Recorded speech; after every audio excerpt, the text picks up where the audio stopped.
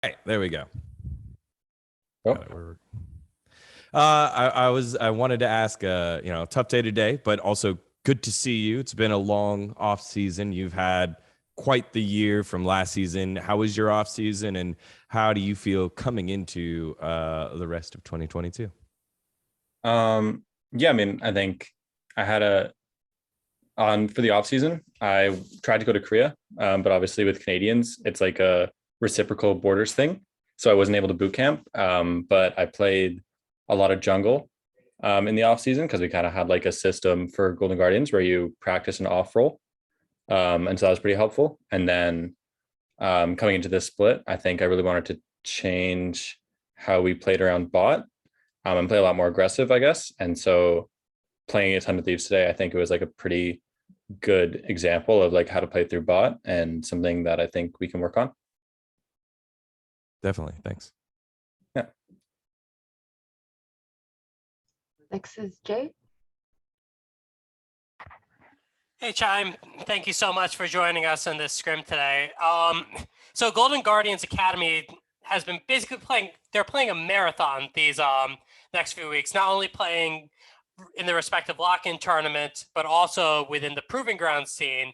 And yesterday you had a very successful day in the Proving Grounds. So I want to ask you, combining these games today and also your Proving Ground games during the week, how is this helping you become a better player and also help Golden Guardians Academy get better in the split? Yeah.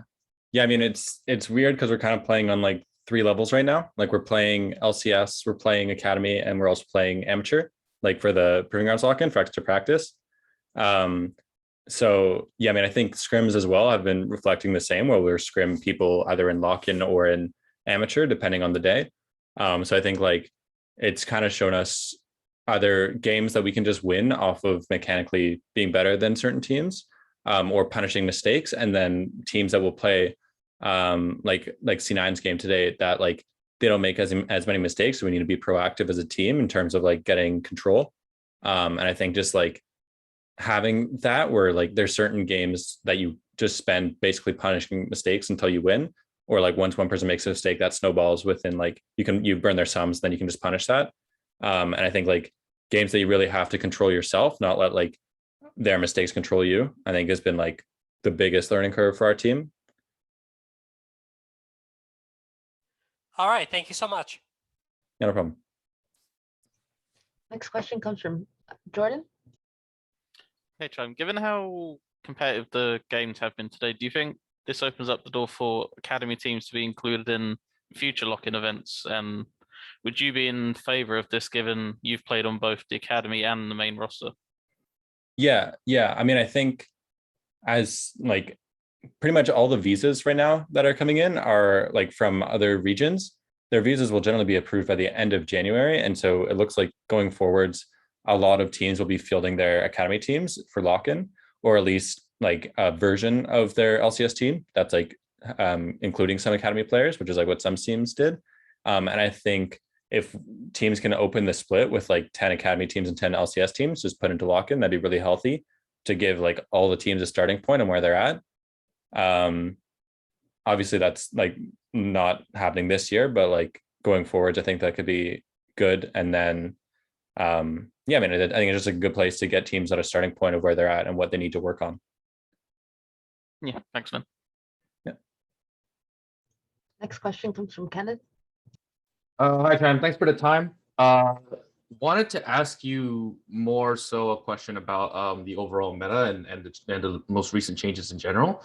As a bot laner, as a person who plays in the bot lane, how do you feel like the TP changes affected how you guys are playing the game?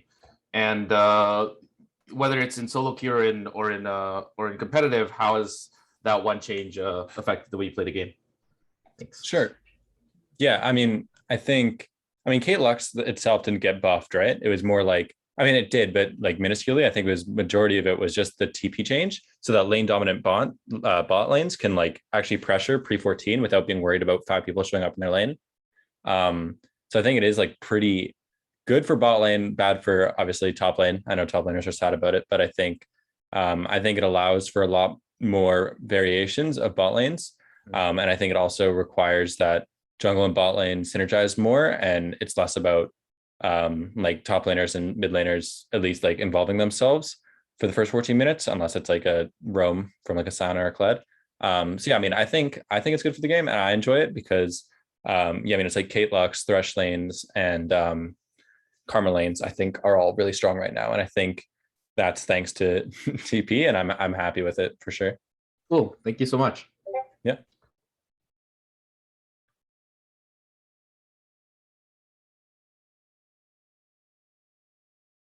We have another question from Dion.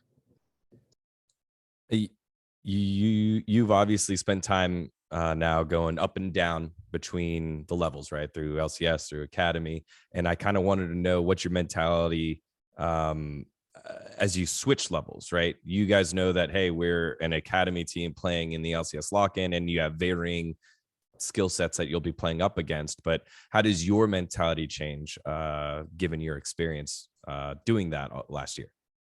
Yeah, I mean, I think I want to play a lot more for I guess like I want to be a bigger voice on the team. I think I was a big voice, and that's why I was brought into the team halfway through the year. But I think it's kind of ironic, but I like what I've been talking about my coach and is like having stronger language and less about like I think we should do this and more like we should do this, and then we learn from our mistakes.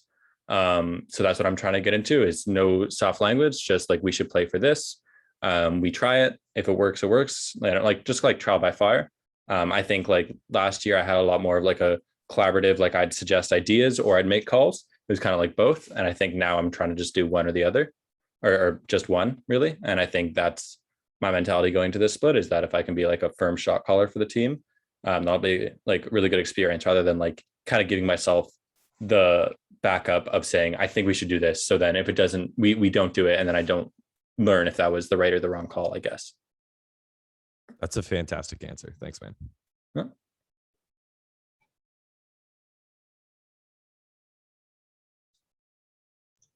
We have a question from Kenneth. Hey, Chime. So back to questions about gameplay and the meta itself. Now that we talked about the TP changes, I wanted to ask you about the Scuttle Crab changes and whether or not you feel like that affects if the fact that you guys maybe have to rotate for it now or don't really have to rotate for it now changes the way you guys played the game from back when Scuttle Crab was a lot more centralized in jungle and in bot lane. Sure. Yeah, I mean, I think the Scuttle Crab change isn't as significant as the bot lane changes, but I do think it adds another or like less consequences to the option of skipping and getting double crab to gank a lane around that time, because I think a lot of lanes have become comfortable around the 3:15 timer to just like trade and then move for crab. And so what a lot of teams would do last year is they would like, at least for bot lane, like sit in tri-bush and look to gank on that timer when your bot lane moves. You kind of like pinch them. And I think there's like less of a consequence for doing that now because crab is worth less gold and less XP. But I still think it's the priority to get the crab. I just think that since a lot more bot lanes that are being played are like enchanters or more vulnerable lanes, I think, and the meta for jungle at least right now is a lot more of like ganking junglers, like Jarvan especially. I think they can afford to sack that as long as they can get their bot lane in a good situation. Thank you so much. Appreciate it. We have a question from Jay. Hi, Chime. I got one more question for you. I want to ask about Violet. I know, obviously, due to visa issues, Violet could not join you guys, and you're playing with Stixay. But I want to ask, have you gotten a chance to talk to Violet at all and kind of build up some existing synergy from thousands of miles away? Otherwise, what are you looking forward to most about playing with Violet? Sure. Yeah. I mean, like when we first found out who our teammates were, we had like a call and we talked, obviously because everyone was in different countries at the time. And he seems like a really cool guy. And I got to talk to him a fair bit over Discord, just like exchanging ideas about the meta and what we were going to play, because we weren't aware that he's not going to be here for the first bit originally. So we talked a lot about what we want to play together, what we should be practicing so that we can be playing together and be on the same page with the meta. Or else like we could be wasting each other's time if you're practicing different bot lanes that we don't want to play together. And then obviously now he's not here. And so I haven't had a chance to play with him because obviously the ping would be unplayable, I think, on both ends. But yeah, I'm looking forward to playing with him, and seems like a really nice guy and really easy to work with. So I'm excited to play with him. But yeah, I'm really happy playing with Stixay right now because obviously we played together last year, and I think he's really good to work with too. You answered my follow-up before I can even ask it. Thank you so much. Oh yeah, sure, no problem. And last question from Kenneth. So Dion mentioned earlier that right now you're playing at all three levels, amateur, academy, and LCS at this point. Do you feel like over the past few years, the pipeline between these three levels has improved or changed in any way? And if you notice those changes, what do you think they are? And if it's better or worse now than it was before? Sure.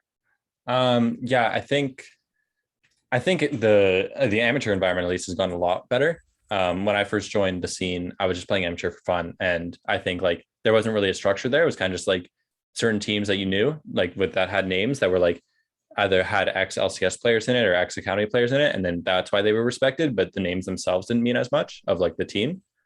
And I think now there's like obviously like a lot of LCS organizations have third tier teams that are amateur teams, which gives like players, I guess, like a sense of hope on that they'll get moved up into that slot, which happens a lot.